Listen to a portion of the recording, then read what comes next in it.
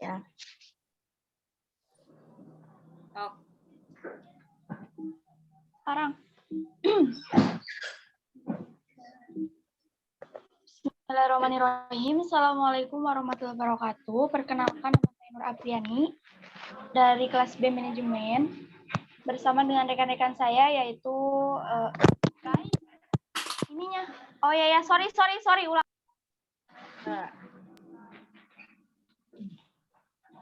Kok aku di Zoom jadi gak kelihatan namanya. Dari namanya dulu berarti ya. Ini yang pertama mah ini.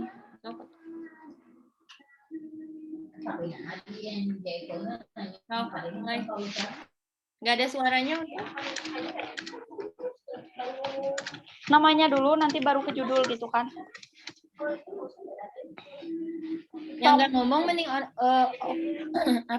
open dulu biar nggak berisik.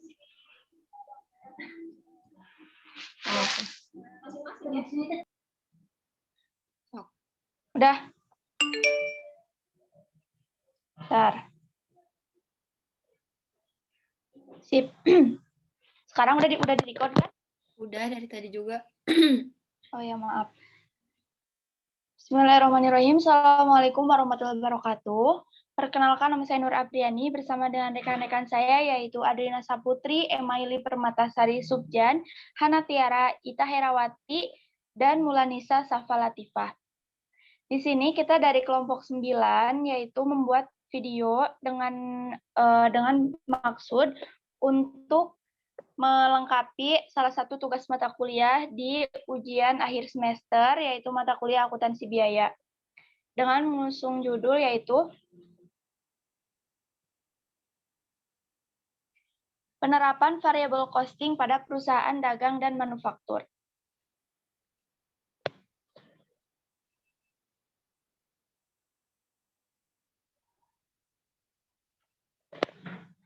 Yang pertama, penerapan variable costing pada perusahaan dagang dan manufaktur, yaitu yang pertama kita harus tahu dulu mengenai pengertian biaya. Apa itu biaya? Biaya adalah merupakan pengorbanan atau pengeluaran yang dilakukan oleh suatu perusahaan atau perorangan yang bertujuan untuk memperoleh manfaat lebih dari aktivitas yang dilakukan tersebut.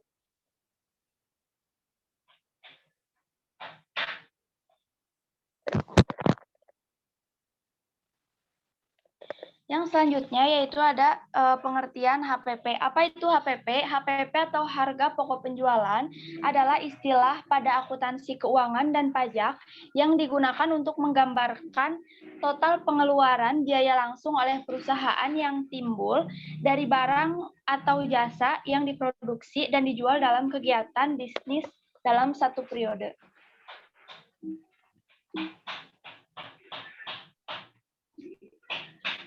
Selanjutnya, adapun komponen harga pokok produksi, yaitu yang pertama ada biaya bahan baku, yang kedua ada biaya tenaga kerja langsung, yang ketiga ada biaya overhead pabrik. Biaya bahan baku adalah biaya yang dikeluarkan untuk membeli bahan baku atau mempersiapkan bahan-bahan utama untuk memproduksi suatu produk. Yang kedua, biaya tenaga kerja langsung. Biaya tenaga kerja langsung yaitu biaya yang dikeluarkan oleh perusahaan untuk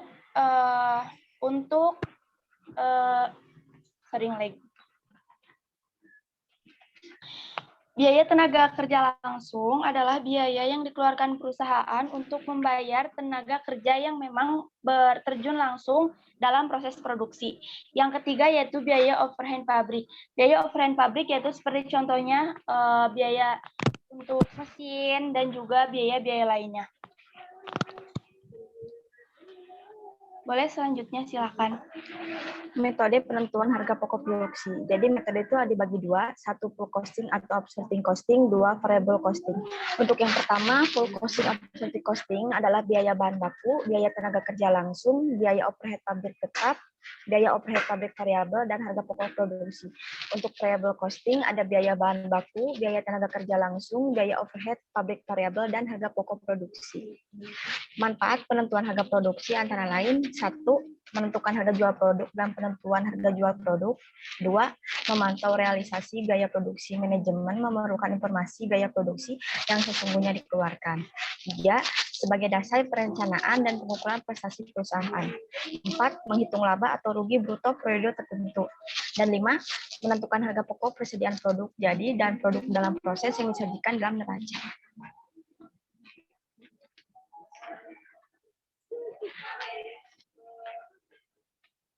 Selanjutnya, keunggulan dan kelemahan variabel costing. Kelebihan metode variabel costing yang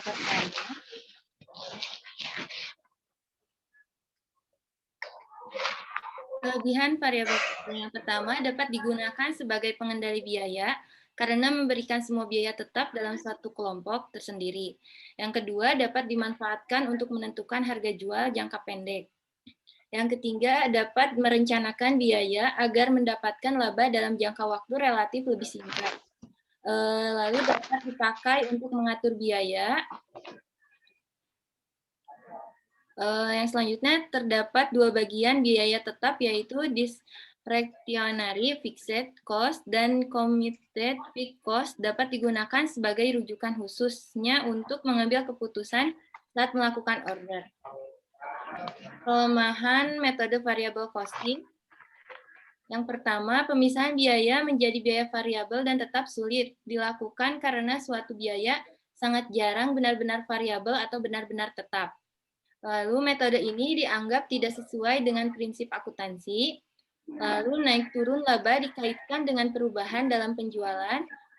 Lalu karena biaya overhead pabrik dalam persediaan dan harga pokok persediaan tidak diperhitungkan, discretionary fixed cost dan commit fixed cost sebenarnya sulit digunakan pada metode ini, dapat menyebabkan naik dan turun laba.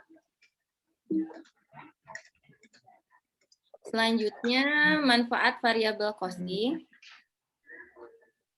Yang pertama, dalam pengendalian biaya variabel costing menyediakan informasi yang lebih baik untuk mengendalikan biaya-biaya periode dibandingkan dengan metode full costing. Yang kedua, dalam pengambilan keputusan, variabel costing menyajikan data yang bermanfaat untuk pembuatan keputusan jangka pendek dalam keputusan jangka pendek yang menyangkut.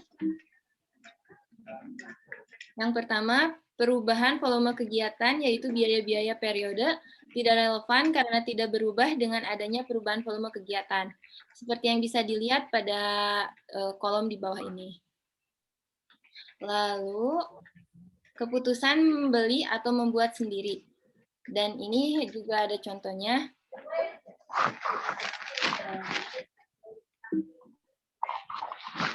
Selanjutnya. Yang selanjutnya ada pengumpulan biaya variabel costing. Menurut perilaku dalam hubungannya dengan perubahan kegiatan, biaya dapat dibagi menjadi 3 golongan. Ada biaya tetap, biaya variabel, dan biaya semi variabel. Biaya tetap adalah biaya yang dalam fase perubahan kegiatan tertentu tidak berubah dengan adanya perubahan volume kegiatan. Sedangkan biaya variabel adalah biaya yang berubah sebanding dengan perubahan volume kegiatan. Sedangkan biaya semi variabel adalah biaya yang mengandung unsur tetap dan unsur variabel yang tidak berubah, tidak sebanding dengan perubahan volume kegiatan. Yang selanjutnya ada contoh soal, yaitu dari PT Rimendi yang memproduksi berdasarkan pesanan. Akuntansi biaya produksinya menggunakan metode harga pokok pesanan dan penentuan harga pokok produksinya menggunakan metode variable costing. Bisa dilihat di tabel bahwa unsur biaya ini ada biaya bahan baku, biaya tenaga kerja, biaya overhead dan biaya overhead pabrik variabel. Ada pesanan 102 dan 106. Bisa dijumlahkan dari 1.500 ditambah 1.800 menjadi 2.300, dijumlahkan lagi dengan 1.600 menjadi 3.900. Pesanan 106 pun sama, 1.300 ditambah 900 menjadi 2.200, ditambah lagi dengan 1.800 menjadi 4.000. Dengan total semuanya menjadi 7.900. Selanjutnya.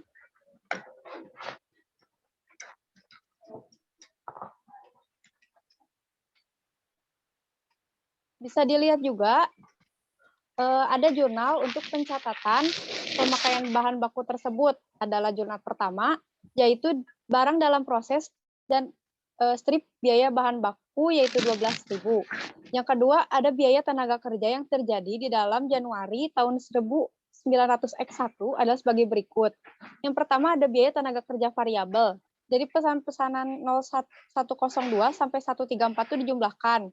Menjadi total biaya tenaga kerja produksi variabelnya jadi 25.000. Biaya tenaga kerja tidak langsung diproduksi oleh variabelnya yaitu 15.000. Yang selanjutnya ada biaya tenaga kerja tetap, yaitu biaya tenaga kerja produksi tetapnya 20.000, biaya tenaga kerja pemasaran tetapnya 15.000, biaya tenaga kerja administrasi dan umumnya yaitu 10.000. Dijumlahkan menjadi total biaya tenaga kerja itu 85.000. Yang selanjutnya ada jurnal untuk mencatat pencatatan biaya tenaga kerja tersebut, yaitu jurnal disebut dengan jurnal 2, yaitu BDP pada BTK yaitu 25.000, BOP pabrik sesungguhnya 35.000, biaya pemasaran 15.000, biaya administrasi dan umum 10.000, gaji dan upahnya dijumlahkan semua menjadi 85.000. Yang ketiga ada biaya overhead variabel dibebankan kepada produk dengan tarif yang dihitung sebagai berikut. Taksiran biaya BOP variabel setahun 500.000, taksiran biaya tenaga kerja setahun 250.000. Tarif pada biaya overhead pabrik variabelnya 500.000 dibagi 250.000 menjadi 200% dari biaya tenaga kerja langsung. Yaitu jurnal ketiga, yaitu BDP pada BOP, yaitu 50.000, BOP variabel yang dibebankannya 50.000. Yang selanjutnya, digambar pun sama, ada untuk BOP pabrik variabel yang dibebankan kepada produk. Yaitu ditulis untuk pesanan 102, 1.400 untuk BTK-nya, untuk BTKL-nya. Sedangkan di sini BOP-nya yaitu yang tadi, yang BTKL dikali 200%. Jadi 2.800 itu dijumlahkan semuanya. Dijumlahkan menjadi total biaya overhead pabrik variabel yang dibebankan kepada produk menjadi 50.000. Yang ketiga, ada biaya overhead pabrik sesungguhnya selain biaya tenaga kerja tidak langsung yang terjadi dalam bulan Januari 1900X1 disajikan dalam gambar. Dalam gambar 5.9, yaitu biaya bahan penolong, biaya depresi aktiva tetap, biaya asuransi pabrik, biaya listrik, dan air. Untuk semua jumlahnya dijumlahkan, yang variabel dengan variabel, yang tetap dengan yang tetap. Biaya variabelnya itu 31.000, untuk biaya tetapnya 29.000. Semuanya dijumlahkan menjadi 26.000. Selanjutnya.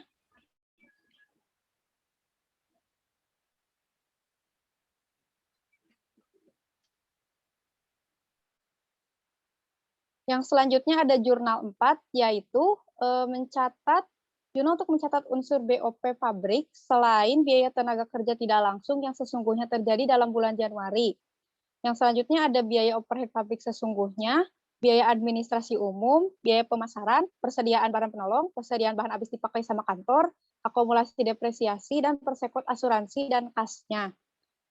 Selanjutnya ada kartu harga pokok yang digunakan oleh 3 pesanan yang diproses dalam bulan Januari 1900X1 yang diisi berdasarkan data yang telah diuraikan yang disajikan dalam gambar 5.10 sampai 5.14. Bisa dilihat gambarnya, ada tabel-tabel yang berisikan kartu harga pokok.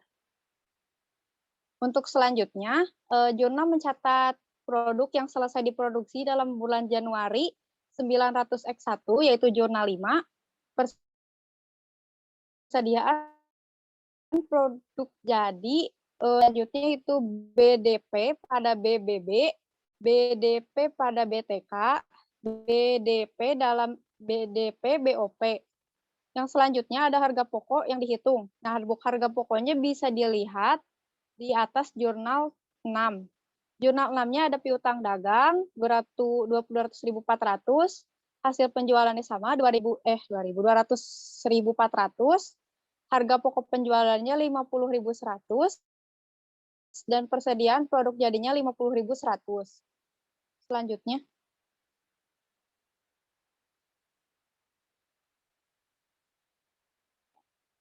Yang selanjutnya ada hasil penjualan bulan Januari, bisa dilihat di pesanan 102 ada 32.400, pesanan 106 40.000, pesanan 132 ada 108.000. Semuanya dijumlahkan menjadi 200, 400 dari yang tadi yang piutang dagang hasil penjualan. Yang selanjutnya harga pokok produk yang dijual yang selanjutnya ada 102 yaitu 8.100, 106 dan 132 itu dijumlahkan menjadi 50.100 untuk harga pokok penjualan. Yang selanjutnya ada jurnal 7. Jurnal 7 yaitu untuk mencatat produk dalam proses akhir bulan Januari. Ada persediaan produk dalam prosesnya 25.800, ada BDP, BBB, BDP pada BTB, dan BDP pada BOP pabrik. Untuk yang selanjutnya ada jurnal untuk memisahkan unsur biaya variabel dan biaya tetap dalam BOP yang sesungguhnya terjadi pada pemasaran administrasi umum, yaitu dilihat di jurnal 8. Selanjutnya.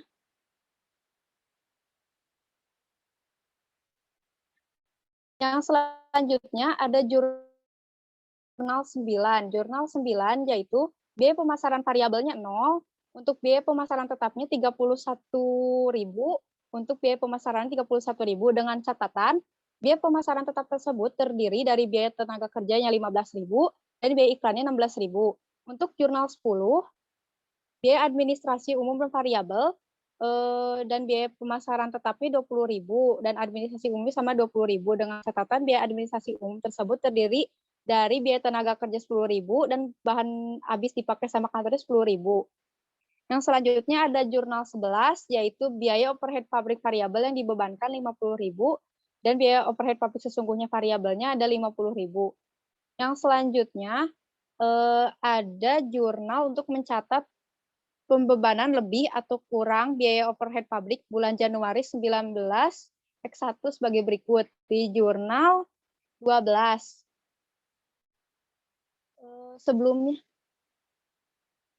jurnal 12 yaitu pembebanan kurang lebih biaya overhead pabriknya 4.000. Yang tadi bukan. Untuk pembebanan kurang lebih biaya overhead pabriknya 4.000 dan biaya overhead pabrik sesungguhnya variabelnya 4.000. Untuk laporan laba rugi PT Rimedi bulan Januari 19 X1 yang disusun berdasarkan data yang tadi sebelumnya.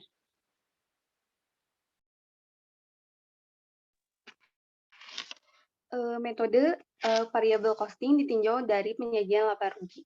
Laporan laba rugi metode variable costing lebih menitik beratkan pada penyajian biaya sesuai dengan perilaku dalam hubungannya dengan perubahan volume kegiatan.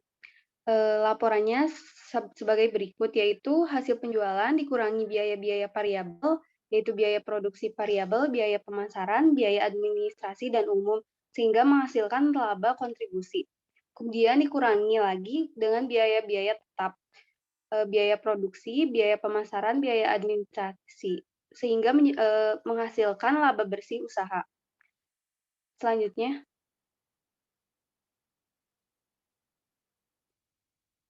Dalam laporan laba rugi, variable costing tersebut biasa disajikan dalam satu kelompok sendiri yang harus tertutup dari laba kontribusi yang diperoleh perusahaan.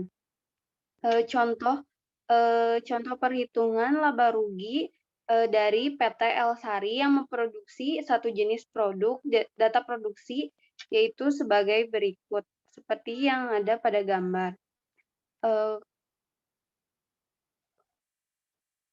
Kemudian, biaya overhead pabrik dibebankan kepada produk atas dasar unit produk yang dihasilkan. Tarif biaya overhead pabrik dihitung atas dasar kapasitas produksi normal per bulan sebanyak 200 kg dengan taksiran biaya overhead pabrik variabel sebesar Rp800 dan biaya overhead pabrik tetap sebesar Rp1.600 per bulan. Tarif standar biaya overhead pabrik tersebut berasal dari perhitungan, yaitu tarif biaya overhead pabrik variabel 800 dibagi 200 sama dengan 4 per kilogram, dan tarif biaya overhead pabrik tetap 1.600 dibagi 200 sama dengan 8 per kilogram. Sehingga dalam laporan harga pokok per unit produksi menurut variable costing, yaitu seperti dalam gambar, yaitu biaya bahan baku, biaya tenaga kerja, biaya overhead variabel, biaya overhead pabrik tetap, sehingga menghasilkan biaya produksi per unit. Selanjutnya.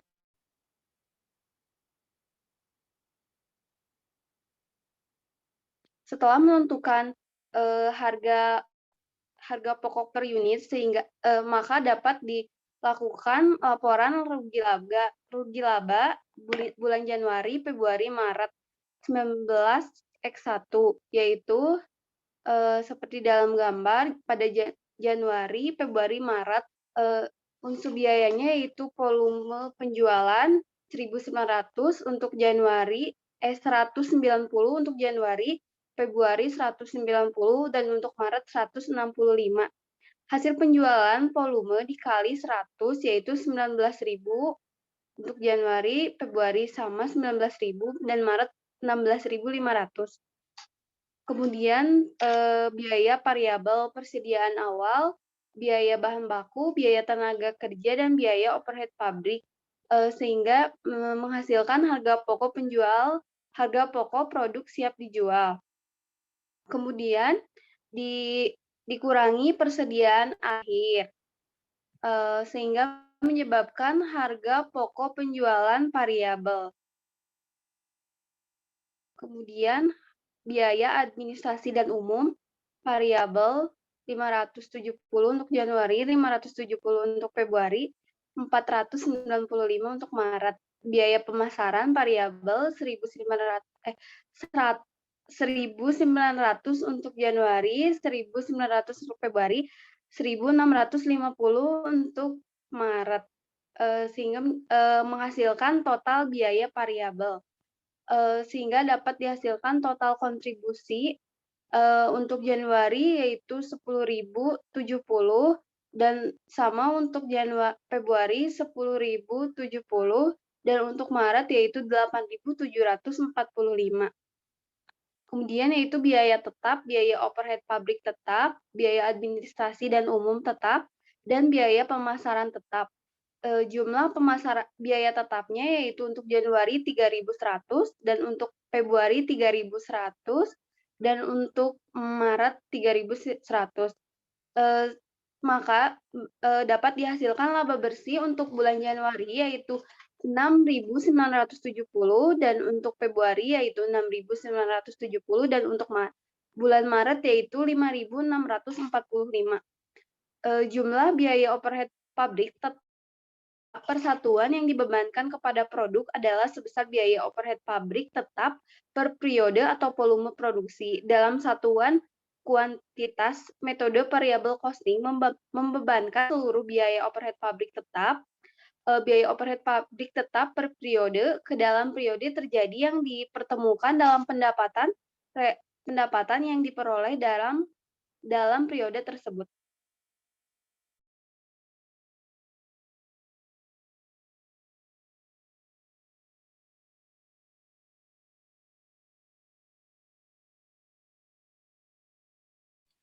Selanjutnya, Ita.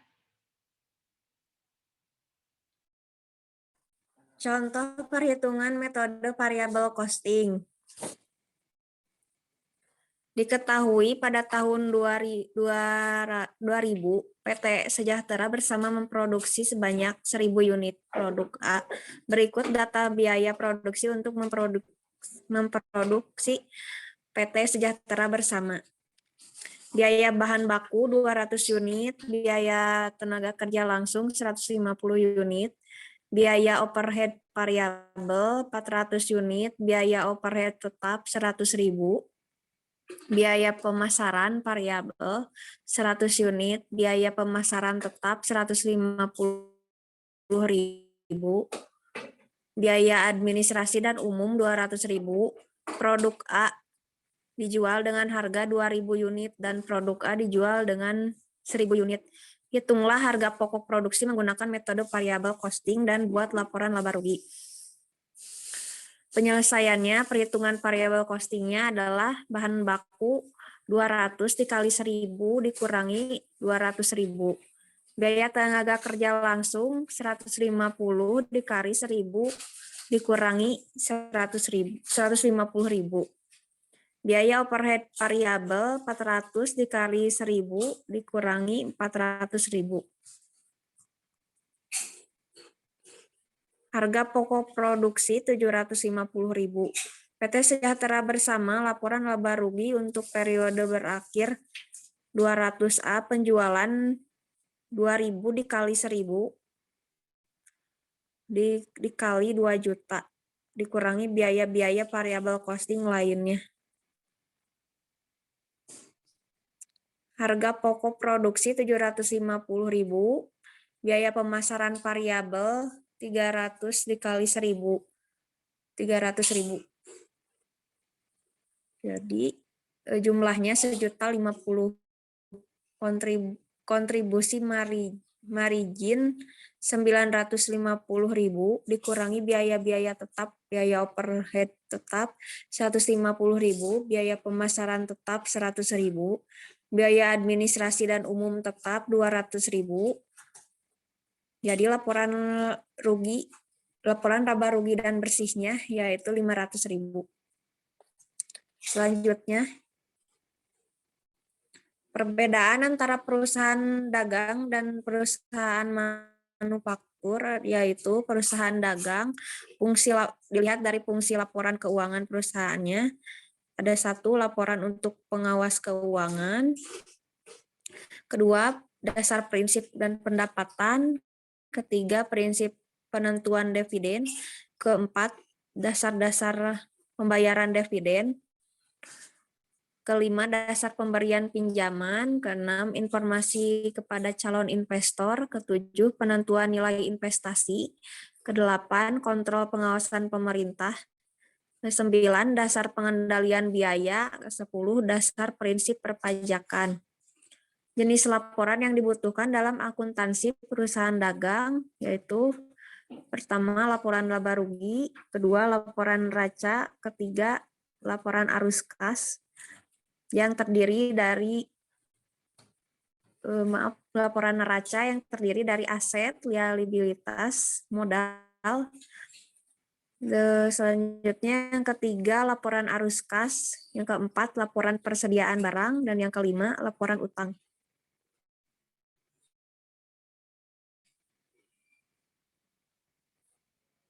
Perusahaan manufaktur karakteristiknya yaitu 1, proses pengolahan produk. Kedua, mesin yang sudah berskala besar. Ketiga, biaya produksi yang besar. Keempat, proses produksi kompleks. Kelima, pemasaran dan penjualan.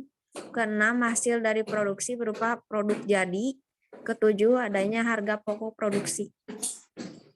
Selanjutnya. Sekian dari kelompok. Oke, Terima kasih.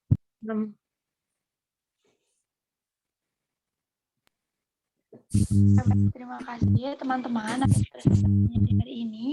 Semoga apa yang kita sampaikan dapat menjadi manfaat untuk pendengar maupun orang lain. Mohon maaf bila mungkin banyak tutur kata yang kurang berkenan atau mungkin penyampaian kitanya kurang tepat. Terima kasih atas partisipasinya. Wassalamualaikum warahmatullahi wabarakatuh.